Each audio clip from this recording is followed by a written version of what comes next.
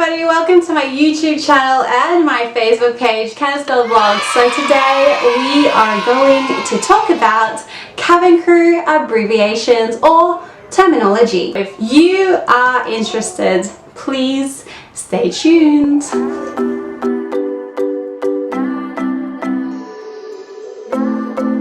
ETA or ETD, Echo Tango Alpha, Echo Tango Delta. Okay, so Echo Tango Alpha or ETA is actually estimated time of arrival, and Echo Tango Delta or ETD is estimated time of departure. It is an estimated time, it is not the actual time. Alright, so there is a slight difference between the two. The next one would be ferry flight. So what is a ferry flight? To be honest, a ferry flight hardly happens, especially with Emirates. I've probably experienced in my 10 years with Emirates a ferry flight once, and it was because of the current situation, which is COVID.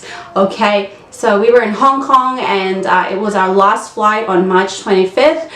And we had to bring back the aircraft to Dubai, so that had no customers on board. So that is basically what a ferry flight is. It is a flight where there are no customers on board. It is just the flight crew.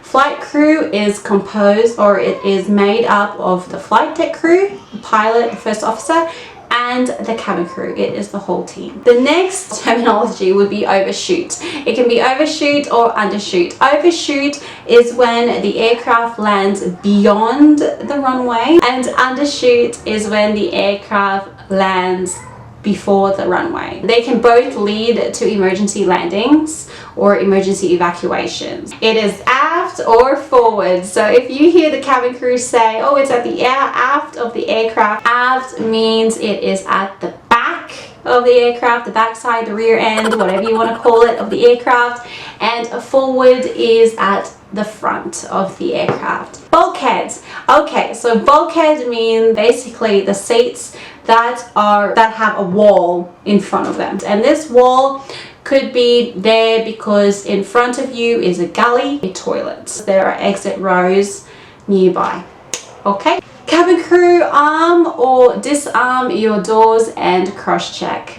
Cabin crew arm your doors and cross-check. Cabin crew disarm your doors and cross-check. When you arm a door, A-R-M, arm, parang arm lang. When you arm a door, you are actually engaging the girth bar into the floor bracket. Basically get the slide rafts ready in case of an emergency. When we land, on the other hand, and we are about to open our doors, we need to disarm them. We need to disengage the slide rafts or the escape slides, because we do not want to open the door, accidentally inflate a slide, because these slides cost millions. You do not want to accidentally inflate a slide, I can tell you that. There is an emergency ditching and there is emergency landing. It is called emergency landing for obvious reasons. So you are landing on land. It can be any terrain, the desert, the forest, or even an airport. When you say ditching, on the other hand, it is an emergency water landing. Okay, the next is galley. Galley, galley, galley. Galley is actually the kitchen on board the aircraft. It is where your food or your meals are prepared, heated, or plated. Right, the next is hat rack. What is a hat rack? Okay, for Emirates we call them hat rack. For other airlines they call them overhead bins, overhead lockers, overhead compartments. For obvious reasons, because they are overhead, but we call them hat racks. Don't ask me why. They're just called hat racks. Layover. When you have a layover, it means that you're going to stay overnight at a foreign destination. This is any destination besides your base. So for example, for Emirates, our base is Dubai. So if we're staying in Dubai, overnight in Dubai, it's not a layover, I'm just at home. Okay? When I joined Emirates, this is the one thing that amazed me to the fullest, and that is our GMS. GMS stands for Ground Medical Services. It used to be called Medlink, So ground medical services is basically a 24-hour, 7-day-a-week service that we have, wherein we can call anywhere in flight. It can be on ground or 35,000 feet above sea level.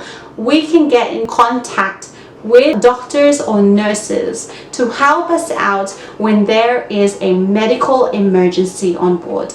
Yes, we are trained for first aid, but let's be honest, when it comes to first aid training, it's not like we can do the whole shebang. There are some things and some medications that we are not licensed to give. If there's a medical emergency on board, we do make announcements for doctors and nurses on board. It is GMS instructions that we will follow.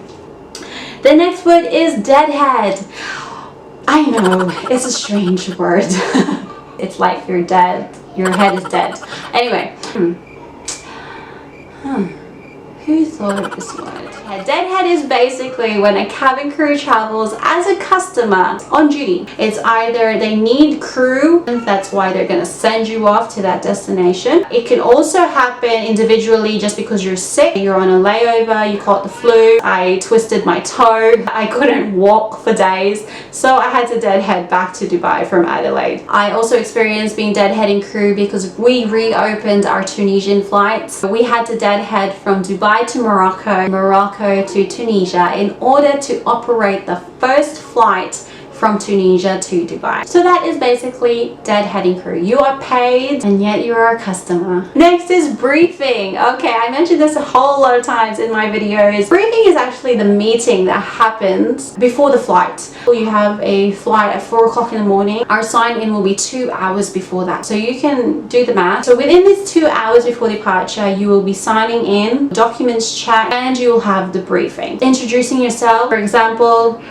I would say, hi guys, good morning, I'm Candice, I'm from Australia. I'm actually half Australian, half Filipino. Within the briefing, you'll talk about safety, emergency procedures, safety, security, first aid, the whole shebang. All of this are discussed in the briefing. Altitude. Altitude is actually the aircraft's vertical distance from sea level. You can always hear the captain do his announcement and say the altitude for today's flight is 41,000 feet. Top of descent. Okay, top of descent is probably music to every cabin crew's ear, especially after a 16-hour flight.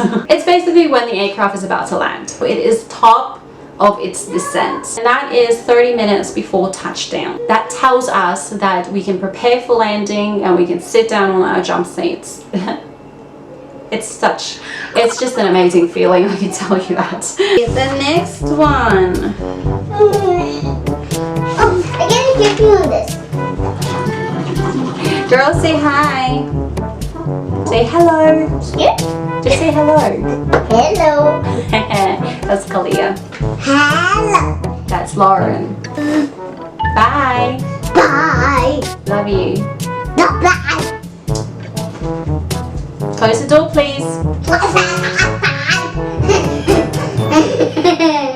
The last one that I can ever think of is de-icing. Okay, de-icing happens in destinations wherein they have a very, very cold conditions. So what happens is when you land the aircraft, customers get off, you're at the gate, customers get on, cleaners, whatever. By the time we are ready to take off and it is snowing, the aircraft wings will be covered in snow. This can be a very dangerous thing. It's not like when you take off, the snow just flies off the wing and you'll be okay. No, there are a lot of aircraft crashes caused by snow on the wing. So that's why they have de-icing. So de-icing basically is spraying a glycol solution on the wings of the aircraft to prevent the formation of ice during cold conditions. Okay?